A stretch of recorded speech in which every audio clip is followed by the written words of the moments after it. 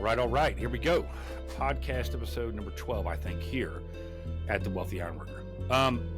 Now, the first 10 or 11 or whatever it was, they'd already pre-programmed, at least in my mind. I had taken the time to write them down, kind of go through the whole thing. I knew exactly the progression, the linear progression, and I went over that this past podcast episode on vacation and time off. Like I was building a case, if you will.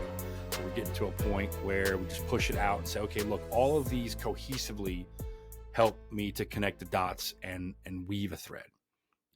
Now, for those of you who are, you only consume the content here on the podcast and you don't do it over on the website, there's a lot of articles that I'm going to take then from article form and turn them into podcasts for you as well, because I know that there's going to be a whole host of people who are going to consume, content here on the podcast that aren't going to do it on the website. And today's podcast episode is one of them. It's an article that I've had for quite some time, and I know that it has a lot to bear out. So there's a lot of fruit, if you will, for individuals to take, run with it, to use it in their own life, and to really kind of think about where they're at, how it could help them out, if they need a reset, or it could maybe recharge them, give them the emphasis that they might need to make substantive changes in your own life. Okay. And the title of today's podcast is quite simply this: the principle of behavior and not circumstances. The principle of behavior and not circumstances. So the first obvious question should come up, right? What does that even mean? In a nutshell, and we're going to go over some explanations and things like that, but the principle of behavior and not circumstances it pretty much says this: your circumstances that you're born into, that you can't really help, as a matter of fact, you have no choice about who your parents are. You have no choice about the trauma that you are likely to endure, even from good parents, because we all pass on things, right? We're not perfect. We're selfish, we're greedy, exploitative, etc. And you're probably going to take on some, I don't want to say dysfunction, but you're going to take on some trauma from whether your parents were intentional about making good choices or maybe they weren't. Doesn't really matter at this point. It's the fact that you don't have the choice in that matter. You have the choice about how you're going to process it, but you don't have a choice in whether or not you're going to take it. So you're going to have that. You're also going to have, you don't have a choice either about, where you end up growing up as a kid. And then all of the circumstances that come around from that, right? Your family and your neighborhood and who you grew up around, and all of those things are circumstances beyond your control. It's also, kind of a circumstantial situation when you think about like where you're born at, meaning, are you born in the United States? Excuse me. Then if you are, that's a pretty good circumstance in comparison to a lot of other countries across the world. But for the most part, we're going to talk about the circumstances in a negative light, the ones that you cannot control, because those are the ones that really need to have the spotlight shown on them. And the reason why they need to have the spotlight shown on them is that there are a tremendous number of people in the country today who believe that they are shackled to their circumstances, meaning their circumstances, wherever they grew up, they had dysfunctional parents and family problems and trauma, etc. They are not just a product of their circumstances, but they are chained to it. And so you'll see this a lot when you start talking to someone, and we begin from a specific perspective. I'm a victim of this.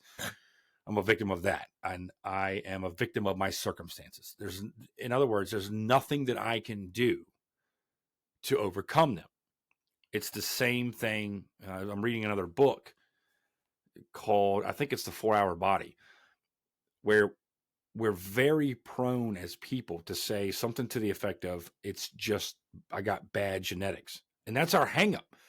We take our problems, we take our battles with sugar, or our battles with procrastination or lazy or weight gain and a difficulty, if you will, of losing weight, etc. We take all of that and we go, Nah, well, I got bad genetics. And we take it and hang it up, on that coat hanger there. And that's the scapegoat. That's what we say, as if we can't overcome our circumstances from a genetic perspective, which we certainly can in a lot of ways. And even if you tried and you couldn't, the main point that I want to talk about in that specific instance, is that you should have tried, because you are not a slave to your circumstances. And that's the substantive problem of today, is that a lot of us feel like, okay, well, I'm a slave to my circumstances. Therefore, I can't do anything beyond it, about it, to overcome it, etc. But this principle works both ways when it comes to circumstances. And the reason why is because some of the smartest, the wealthiest, some of the most tenacious, some of the most resilient people grew up in extremely tough times. And that was the fuel that they used to become better at everything they do. Contrast that with somebody which we would say is born with the silver spoon. They're born into wealth. They didn't have to struggle for anything. And their family life might be just as broken, to be blunt, because a lot of their parents might be workaholics, absence, etc. But they were born with money. In a lot of ways, we seem to think that money and family are the two things, which happen to be, I'm looking at my notes here, but they happen to be the two instances that we're going to talk about. But those people who were born with money, they didn't earn it. They didn't have to struggle to get it. And you see this a lot. You'll see people who were born into wealth, and their lives can tend to devolve into pleasure seeking, and they're just a wreck. They're just a train wreck. And they, the typical statistic is, I think 90% is the number. 90% of all family fortunes are gone by the third generation. And it's behavior. It's typically behavior, which is the flip side to the circumstance piece. So when we say the principle of behavior and not circumstances, what we mean is to overcome your circumstances, wherever you happen to find yourself in life. It's behavior. It's behavior that's going to propel you forward. That's going to give you the oomph behind, getting out and getting away from your circumstances. It's going to be the behavior for you to sit and say, okay, I am not a product of my environment. I want my environment to be a product of me. And to do that, you're going to have behavior. And you're going to have what I would say is grounded behavior. If you automatically believe that you are you're chained, you're shackled to your circumstances, and that you cannot overcome it, well, then guess what? You won't. You'll never overcome it, because you don't have the right mindset. You don't have the right attitude. You don't have the right perspective. But if you do, you say, I will stop at nothing. I'm going to be tenacious. I'm going to be intentional.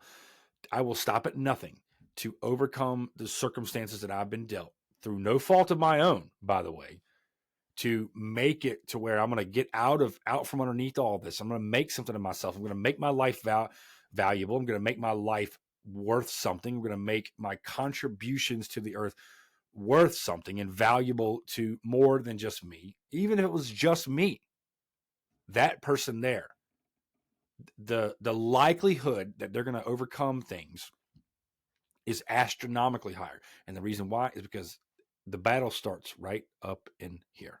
It's what you think about yourself. That's the reality. So the principle of behavior and not circumstances. You need to remember that you are not, when we start out with this, you are not your circumstances. Your behavior can overcome it all day long.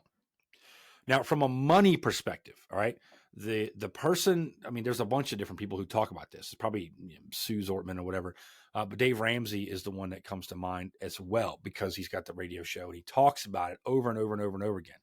And I didn't look up the statistic before I came here. I actually intended to do it, but I forgot. You go over to his website, and I'm sure maybe I'll put it down into the comment section after this video is uploaded. But he has on his website the top 5 professions of individuals who are millionaires. And it's lawyers, I believe it was engineers, and it was teachers. Teachers, not college professors, but teachers. And you say, well, wait a minute, teachers? What do you mean teachers? I can see lawyers, right? I might even be able to see and understand engineers. But what do you mean teachers? Because everybody knows that teachers don't get paid much. Yeah, maybe. You're probably right. Let's run with that assumption that you are right. What's the great equalizer here? Because pay would be a condition of your circumstances. Behavior. It's your behavior. It's how you take the money that you get and you make it. You make it stretch. You make it work. You're intentional about saving. In other words, you're practicing good financial sound behavior when it comes to money. All right. So, look for that link in the description in the notes at the end of the video, and you'll see it. But I want to go over some, what I would say are pretty good examples of individuals who overcame their circumstances to become what you and I would both equate to as individuals being wealthy, successful, etc. The first one on the list is Tyler Perry. I'm pulling this out of the article. Tyler Perry talks about he was poor. Like his shoes were flapping. They were talking. Soles are coming off the shoe, and he didn't want to cross his legs at the table, sitting across from someone, because he didn't want the individual sitting across from him to see how poor in the condition of his shoes he was. That's what he didn't want him to see. This is a rhetorical question, but did Tyler Perry allow his circumstances to chain him down? No. Tyler Perry had an idea. And the fuel behind that idea was the tenacity to act on that and to want to be successful and to overcome circumstances. And he's not the only one. Oprah Winfrey was the same way. Now, of course, Oprah Winfrey, I believe that she was the first billionaire woman. And, under all the metrics that we would sit here and check boxes on to say, okay, well, someone is successful, she certainly would, check all those boxes. But she talks about how, and you can go and look at the article on the website, The Principal Behavior and Not Circumstances for Hyperlinks. But she talks about how she grew up poor, obviously, and she had dysfunctional family, which if you've got, they're almost hand in hand, not all the time. So I don't want to broad brush completely. But in many cases, if you're growing up in a poverty-stricken home, more times than not, it's coupled with a dysfunctional family. It could be from alcohol abuse, substance abuse in general. It could be from workaholic parents. It could be from absent parents. It could be from single-family homes. Almost always, growing up poor economically is linked to other sets of circumstances that seem to exponentially increase the level of suffering, if you will, that you as an individual are going to go through. Oprah Winfrey talks about that was the case for her, that she overcame it.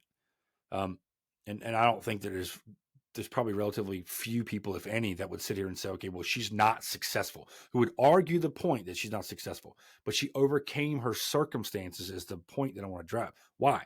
Through behavior, primarily. All right. And there's other people too. I'm reminded of on the website, on the article, I had Arnold Schwarzenegger as one person. Sarah Jessica Parker, Dolly Parton. Dolly Parton grew up in, I think it was a cabin. I believe it was in Tennessee, but it was a dirt floor cabin, and they had a big family. So she grew up, and they were poor. Oftentimes we attribute somebody that's poor in the inner city being the same as it's poor elsewhere. It's not the case. Poor in the city has this social network and social windfall, if you will, that like Appalachia poor, mountain poor, that they just don't have. And so when you go to places like Tennessee or Kentucky or the mountains of Virginia or North Carolina or whatever, West Virginia, those people are extremely poor, like dirt floor. Literally, that's where she grew up at. And so you're dirt poor, you don't have anything. And, here she is, one of country music's biggest stars, overcoming circumstances through behavior. Even if, and let me make sure I stress this pretty clearly. Even if the only behavior that I stress to you today is the mindset, the thought, the drive in you to succeed. I'm not talking about fortunate breaks. You go to Nashville and every bar is 4 stories tall and every level has a different person trying to make it big. Lucky breaks, connections, and all that kind of stuff.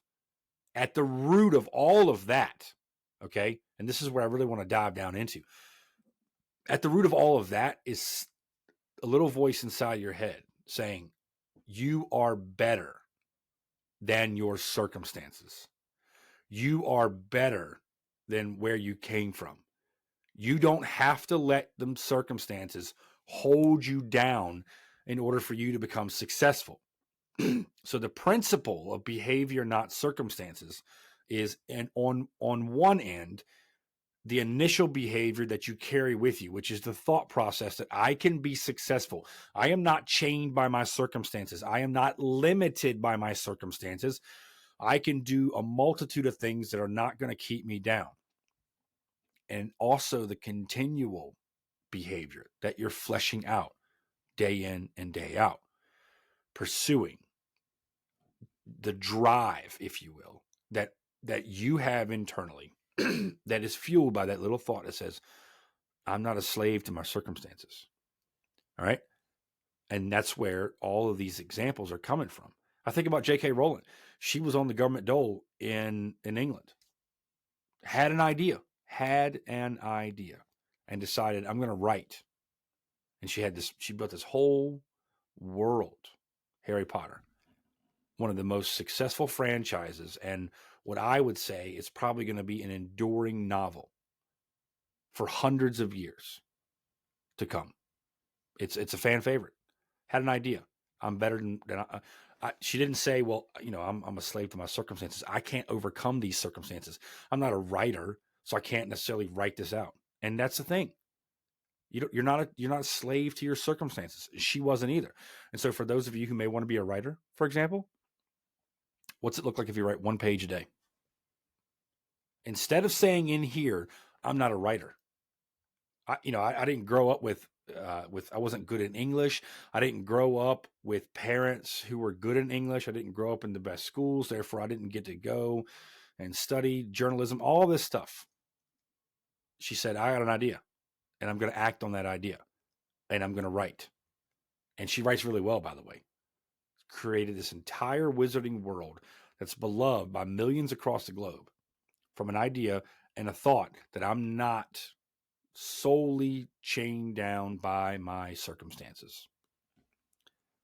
Ben Carson, one of my favorite individuals to read from a biography, Gifted Hands. It might be an autobiography, I'm not sure, where he talks about his mom. He grew up poor. His mom worked more than one job. And she would make him write. She stopped him from, and he could tell you when every program was on, and she stopped him from consuming too much TV. And said, you're going to write book reports for me, when she couldn't even read. And the circumstances that they were involved in, that they lived in, poverty, that they lived in, uneducation, he overcame that. He wasn't chained down by his circumstances. He overcame those circumstances because he had a pervasive thought in his mind that his mom helped instill in him. You are better than this. You are not the sum total of your circumstances. All right? And that's the point. This is especially true for money. You are not the sum total of your circumstances. This also has a family component too, because we think about money, but then we also talk about family because, okay, well, genetics. And then of course, I'm half my mom, half my dad, their circumstances. They have dysfunctional families. They brought that dysfunction into our family. We were dysfunctional growing up. Maybe you're in a single income, a single mother home, or you're living in poverty. Usually shackled together with your circumstances from a poverty perspective, and you let it hold you down. There are families out there who have serious disadvantages. They have alcoholic parents, substance abuse parents. They have workaholic parents. They have absent parents. They have parents who are abusive. They have parents who are completely unrelatable. And I'm not talking about excuse me, the teenage adult disconnect. I'm not talking about that. I'm talking about the ones who don't pour into your life, whose own lives are more important than yours, who are not or were in, if you're an adult now, who were not interested in investing in you. And you turn out, at least at that point, 18, 19, 20, whatever, you are, genetically speaking, half your mom, half your dad, 100% you from a personality perspective. And then we go into, okay, well, your circumstances up to this point are not what, they're not you. And they're not the sum total of who you're going to be. And so you overcome the money perspective. You can overcome the money perspective. Let's talk about family. The number of people in this country who grow up in a single parent household, overwhelmingly single mother, but a single parent household, we're going to include them all, is at today. So this is the 1st of March, 2024.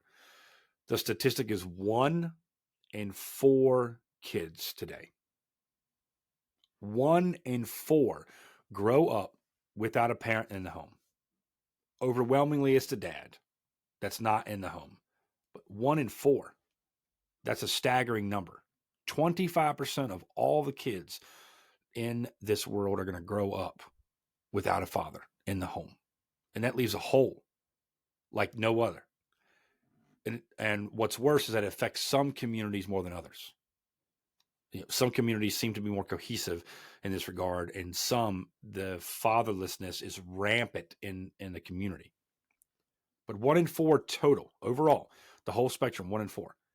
You don't think that those individuals are going to have circumstances that are going to be crushing, that are going to be oppressive, that are going to be difficult to deal with, that are going to be, they're not prohibitive, but they're going to be something that you have to, and I cannot stress it enough, that you have to overcome it. Yeah, they certainly are. And as a culture, as a country overall, if every single person that is raised in a single family home decides that they're a victim and they cannot overcome their circumstances, then we are in for a lot of trouble from a society, because it's not true. And there are people that need to hear that you are not the sum total of the set of circumstances with which you were raised or given, the cards you were dealt, if you will. Well, hopefully, I don't know how you may have stumbled across this podcast today, but I want to tell you that you may be poor. You may live in a single income home, maybe a single mother, might be a single father. Your set of might be in a really bad neighborhood. It could be that you might be in a bad school system, and you just might feel like I don't feel like I'm ever going to get ahead. The circumstances seem to compound against me, whatever. Listen to me. The ability that you have to use all your God-given natural talents and to use the circumstances with which you grew up in to fuel you to become successful, and to be able to say internally first and then flesh it outwardly, I am not the sum total of my circumstances. I can take that and use it to fuel me in a behavioral mindset that can overcome just about any set of circumstances that I'm presented with. You don't know how high the ceiling can actually be. And I don't, this is not, I'm not getting paid to do this or anything like that. I have a vested interest in seeing more people really grasp the ability that they have to succeed and overcome their circumstances. Never have we had a greater time in the country. Hold up my phone for those of you listening. You have access to information to educate yourself. There are ways that you can make money.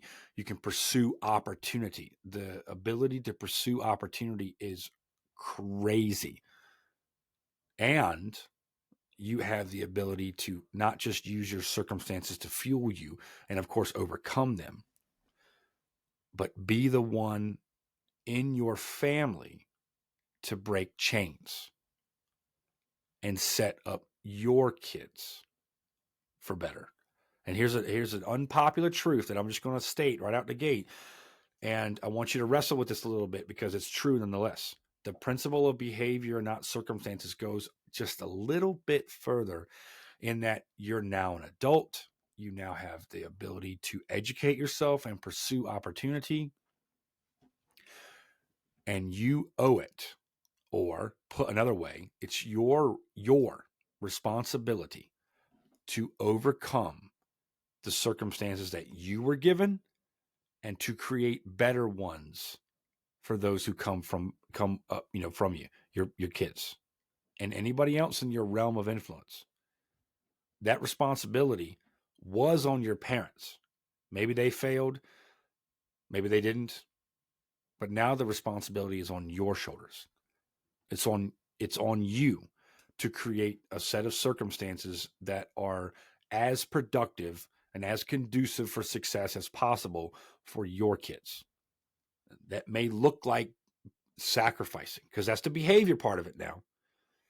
The behavior part is not easy. Let me say it right out the gate. When you sit here and wrestle with the principle of behavior, not circumstances, it's not, woe is me. I just got this little bit of money that I need to work through or that I've given. Where am I going to get some more money? My circumstances suck, etc. It's, I've got this money. I need to try to make this work. Oh, by the way, the voice tells you, you're better than this. Well, let me look at what else I could do for a living. Let me look at what other opportunities are out there. Let me adjust whatever I need to internally to reflect an individual who is outwardly pursuing opportunity with all I am in order to provide the best that I can for those that are in my realm of influence, kids, spouse, etc. The behavior part of this is, it's a lot of work. I don't know how else to say it. It's a lot of work. And for those of us who are given a bad hand, bad scenario, bad circumstances, bad situations, bad family, bad neighborhood, bad school system, bad communities, bad country, everywhere. All of this, the entire thing. This may sound a little disheartening to you, but I'm going to be honest. It doesn't matter. It does not matter. There are no circumstances that we've talked about, at least up to this point, that you can't overcome. You're not getting paid enough. Let's talk about that behavior. Let's talk about increasing your tenacity and change your mindset. It's the same thing with money. Why is it that we can sit here and talk about teachers who are in the list of millionaires? Money. Why is it that today, outside of inflation, because I know someone's going to bring this up, that people who make $100,000 are now living paycheck to paycheck? Yes, inflation has something to do with it, but it's not the totality of it. As a matter of fact, that statistic was out and about before inflation got to the point that it's at now. It's been out for a few years, easily. It's behavior. I know this to be true. I watch fellow tradesmen and women who make more that, both people pay into funds, both people pay into the household bills, and they don't have any money.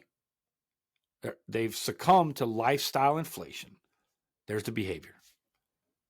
So as we, in this podcast episode, I want to circle back around to the behavior and circumstances, two sides of the same coin. Now, hopefully, you did not grow up with a piss poor set of circumstances that feel like they're an albatross around your neck. They're an anchor holding you down. But statistically speaking, you probably did. That's not your end goal. You have the ability to be far more than that. Don't let your circumstances hold you down. And listen, if this podcast episode has inspired you in any way, please go on over to the website, fill out the contact page, drop me a line, let me know. I would love to tout, some success stories of individuals who, when the light went off and they said, I am not the sum total of just my circumstances. I am far more valuable than that.